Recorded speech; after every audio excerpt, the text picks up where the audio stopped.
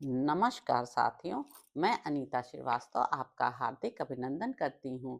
श्री महर्षि वेदव्यास द्वारा रचित महाभारत के 28वें अध्याय में आज का प्रसंग है गरुण का अमृत के लिए जाना और अपनी माता की आज्ञा के अनुसार निषादों का भक्षण करना। उग्रसवा जी कहते हैं, सर्पों की यह बात सुनकर गरुण अपने माता से बोले, माँ, मैं अमृत लाने के लिए जा रहा हूँ, किंतु मेरे लिए भोजन सामग्री क्या होगी, यह मैं जानना चाहता हूँ। विंता ने कहा, समुद्र के बीच में एक टापू है, जिसके एकांत प्रदेश में निषादों का निवास है। वहां सहस्त्रों निषाद रहते हैं, उन्हीं को मारकर खा लो और अमृत ले आओ। किंतु तुम्हें किसी प्रकार ब्राह्मण को मारने का विचार नहीं करना चाहिए, क्योंकि ब्राह्मण समस्त प्राणियों के लिए अवध्य हैं। वह अग्नि के समान दाहक होता है।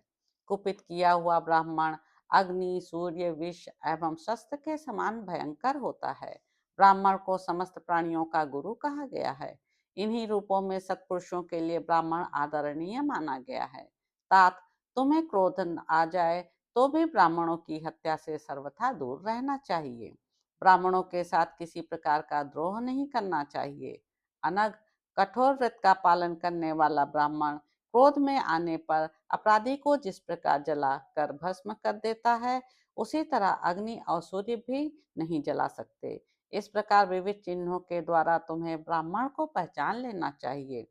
ब्राह्मण समस्त प्राणियों का अग्रज, सब वर्णों में श्रेष्ठ, पिता और गुरु है। गरुड़ ने पूछा, माँ, ब्राह्मण का रूप कैसा होता है, उसका शील स्वभाव कैसा है तथा उसमें कौन सा पराक्रम है? वह देखने में अग्नि जैसा जान पड़ता है अथवा सौम्य दिखाई देता है? माँ, जिस प्रकार शुभ लक्षणों द्वारा मैं ब्राह्मण को पहचान सकूं, वह सब उपाय मुझे बताओ। विंता बोली, बेटा, जो तुम्हारे कंठ में पड़ने पर अंगार की तरह जलाने लगे और मानो बंसी का कांटा निगल लिया गया हो, इस प्रकार कष्ट देने लगे, उसे वर्णों में श्रेष्ठ ब्राह्मण समझना। क्रोध में भरे होने पर भी तुम्हें ब्रह्म हत्या नहीं करनी चाहिए। विंता ने पुत्र के प्रति स्नेह होने के कारण पुनः इस प्रकार कहा, बेटा, जो तुम्हारे पेट में पच न सके, उसे ब्राह्मण जानना। पुत्र के प्रति स्नेह होने के कारण विंता ने पुनः इस प्रकार कहा। वह पुत्र के अनुपम बल को जानती थी, तो भी नागों द्वारा ठगी जाने के कारण बड़े भारी दुख से आतुर हो गई थी, अतः अपने पुत्र को प्रेम पूर्वक आशीर्वाद देने लगी। बेटा, वायु तुम्हारे दोनों पंखों की रक्षा करें, चंद्रमा और सूर्य पृष्ठ भाग का संरक्षण करें। अग्निदेव तुम्हारे सिर की और वसुगण तुम्हारे संपूर्ण शरीर की सब ओर से रक्षा करें। पुत्र, मैं भी तुम्हारे लिए शांति एवं कल्याण साधक कर्म में संलग्न हो यहाँ निरंतर कुशल मनाती रहूंगी।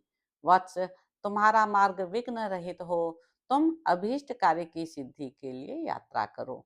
उग्र सवाजी कहते हैं, शौनक आदि महर्षियों, माता की बात सुनकर महाबली गरुण पंख पसार कर आकाश में उड़ गए तथा क्षुधातुर काल या दूसरे यमराज की भांति उन निषादों के पास जा पहुंचे।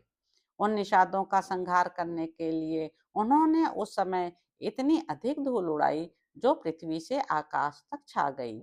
वहां समुद्र की कुक्षी में जो जल था, उसका शोषण करके उन्होंने समीपवर्ती पर्वतीय वृक्षों को भी विकंपित कर दिया। इसके बाद पक्षीराज ने अपना मुख बहुत बड़ा कर लिया और निषादों का मार्ग रोककर खड़े हो गए। तदंतर वे निषाद उतावली में पड़कर उसी ओर भागे, जिधर सर्पभोजी गरुड़ का मुख था। जैसे आंधी से कंपित वृक्ष वाले वन में पवन और धूल से विमोहित एवं पीड़ित सहस्त्रों पक्षी उन्मुक्त आकाश में उड़ने लगते हैं, उसी प्रकार हवा और धूल की वर्षा से बेसुध हुए हजारों निषाद गरुण के खुले हुए अत्यंत विशाल मुख में समा गए। तत्पश्चात शत्रुओं को संताप देने वाले अत्यंत चपल महाबली और क्षुधातुर पक्षीराज गरुड़ ने मछली मारकर जीविका चलाने वाले उन अनेकानेक निषादों का विनाश करने के लिए अपने मुख को संकुचित कर लिया। तो इस प्रकार साथियों, आस्तिक पर्व में गरुण चरित्र विषयक 28वां अध्याय पूरा हुआ। इसके अगले अंक में आप जानेंगे कि कश्यप जी का गरुण को हाथी और कछुए के पूर्व जन्म की कथा सुनाना, गरुण का उन दोनों को पकड़कर एक दिव्य वट वृक्ष की शाखा पर ले जाना और उस शाखा का टूटना, तो अब आपसे अगले अंक में मुलाकात होगी। मेरे यूट्यूब चैनल संवाद विद अनीता को लाइक करें, शेयर करें, सब्सक्राइब करें। धन्यवाद साथियों।